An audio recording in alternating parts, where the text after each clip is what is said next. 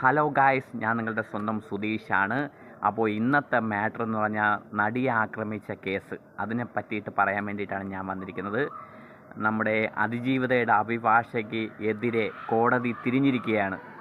കാരണം വേറൊന്നുമല്ല, കോടതി പറഞ്ഞിരിക്കുകയാണ് അതിജീവിതയുടെ അഭിഭാഷക കോടതിയിൽ വിചാരണ സമയങ്ങളിൽ 10 ദിവസത്തിന് താഴെ മാത്രമേ കോടതിയിൽ വന്നിട്ടുള്ളൂ എന്ന് വിചാരണ കോടതി ഇപ്പോൾ തുറന്നടിച്ച് പറഞ്ഞിരിക്കുകയാണ്.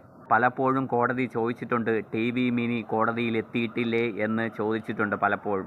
ഗായസ്, എനിക്ക് പിന്നെ വേറൊരു കാര്യം നിങ്ങളുടെ അടുത്ത് പറയാനുണ്ട്. അത് വലിയൊരു കോമഡിയാണ്. ഓക്കെ, അതിജീവിതയുടെ വക്കീൽ 10 ദിവസത്തിന് താഴെ വരുന്നുണ്ട് കോടതിയിൽ പലപ്പോഴായിട്ട്. ബാക്കി പിന്നെ പലപ്പോഴും ജൂനിയർ വക്കീലുമാരെയാണ് ഏൽപ്പിക്കുന്നത്. അത് ഓക്കെ, സമ്മതിച്ചു.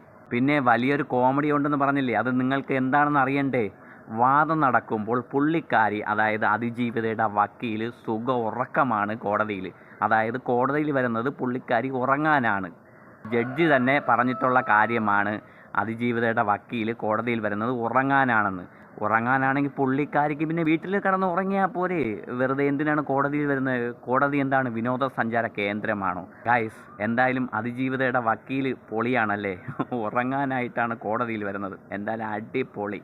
കേസ് ഫയലുകളൊന്നും പഠിക്കാതെ കോടതിയിൽ വന്നിരുന്ന് ഉറങ്ങിയിട്ട്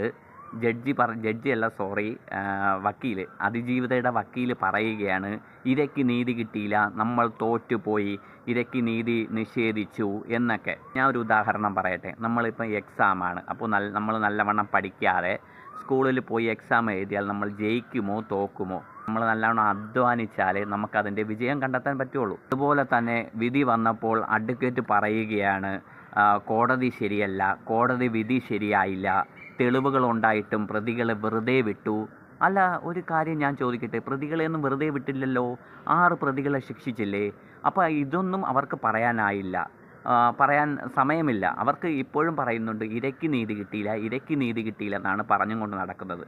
പക്ഷേ അവർക്ക് കോടതിയിൽ വരാൻ സമയമില്ല. പക്ഷേ പുറത്ത് മാധ്യമപ്രവർത്തകർക്കും ഇൻ്റർവ്യൂ കൊടുക്കാനും പിന്നെ അവൾക്കൊപ്പം എന്ന് പറഞ്ഞൊരു പ്രോഗ്രാം എല്ലായിടവും നടത്തുന്നുണ്ട്.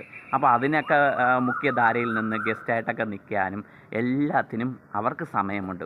പുറത്തുപോയി ഇങ്ങനെയൊക്കെ സംസാരിക്കുന്നത് കൊണ്ട് നമ്മുടെ ബഹുമാനപ്പെട്ട judge honey M Varghese madam വക്കീലിനെ നല്ല രീതിയിൽ കുറ്റപ്പെടുത്തിയിട്ടുണ്ട്. എന്തായാലും അതിജീവിതയുടെ വക്കീലിന് തികച്ച് കിട്ടി.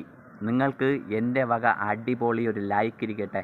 ഓക്കെ ഗായ്സ്, അപ്പോൾ നമുക്കിനി അടുത്ത വീഡിയോ കാണാം. ബൈ.